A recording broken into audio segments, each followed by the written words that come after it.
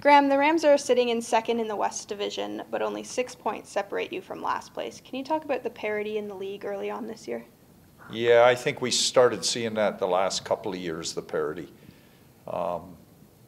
We had 10 teams in the division, and 9 of the 10 teams were 500 or better last year.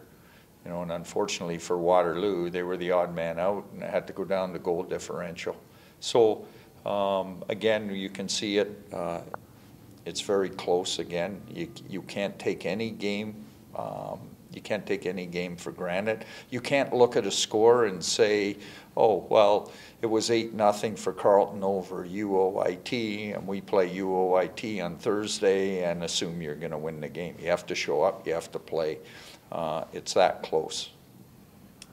Mitch Gallant is having a breakout year for you. He's already surpassed his point total from all of last season. Can you talk about his contributions on the top line? Yes, you know, great fill-in. Person that's stepped right in and played well with Michael Fine and Dominic Alberga, and really complements that line. He's a grinding type guy. He we get him driving to the net. He'll go into corners, dig pucks out for those guys. On the power play, we've had him in front of the net, and he's done a great job there. You know, potting a few goals and making that successful.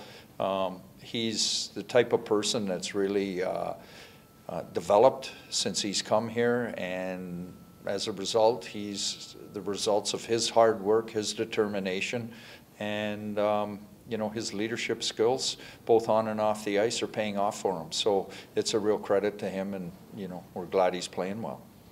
And lastly, you host Queens on Friday night, and the Gales are coming off a big offensive performance, putting up 14 goals.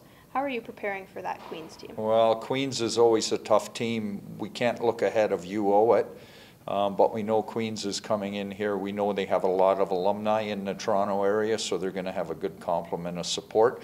In the game 2 years ago, they walked in here in our home opener and you know, handed our lunch, so to speak. So obviously we got to be prepared to play them. They're a team. They're a very good team that probably feels they should have a better record at this point in the season.